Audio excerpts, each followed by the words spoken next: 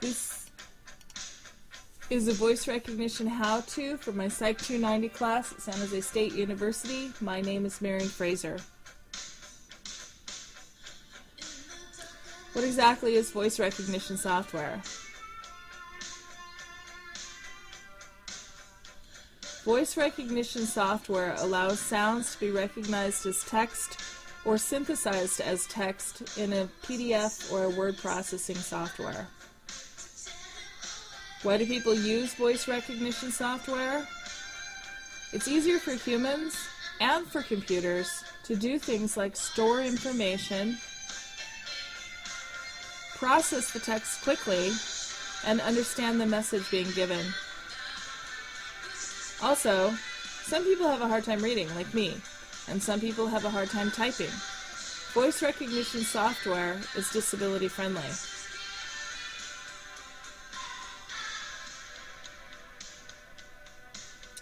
Speech is relatively easy for most of us to create, but as anyone who sat through a boring class knows, it's hard to pay attention for a long period of time.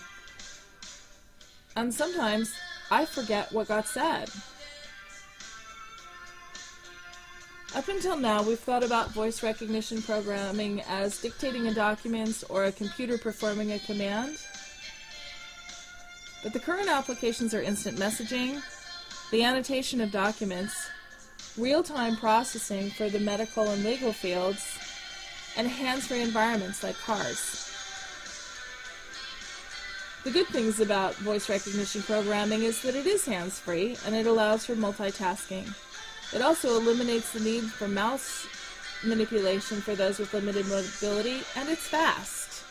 The problem is that it doesn't understand accents, slang is really hard, and closed corporation communication links are ineffective. If you're going to do voice recognition software, there's a couple principles you should learn. Train the VR system in the user's work environment, whether that's at home, in the office, or for some lucky people, a coffee house. Second principle is to keep the vocabulary small. Big words don't help because computers don't recognize them easily. You should use short, distinct phrases and be consistent in those commands so the computer will learn. Finally, you should reduce as much ambient noise that might make it into the text as possible. These are often unexpected and a surprise. A proper use of VR is to speak slowly, as I'm doing now, to filter the noise, use consistent commands, and use simple words.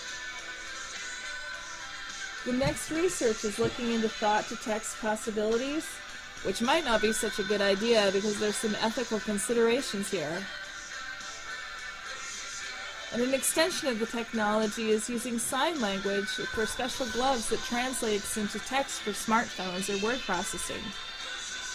Also being used is the back-to-front approach. Text-to-speech software is being examined, and Stephen Hawking is a famous user of this technology for speech synthesization. The major players in the field are Dragon, Electronic Medical Records by Eric Fishman, academic institutions like Cornell, MIT, and Caltech, high-tech corporations like Samsung, Apple, and Microsoft. And in the making of this, I'd like to thank a few people. They're presented here.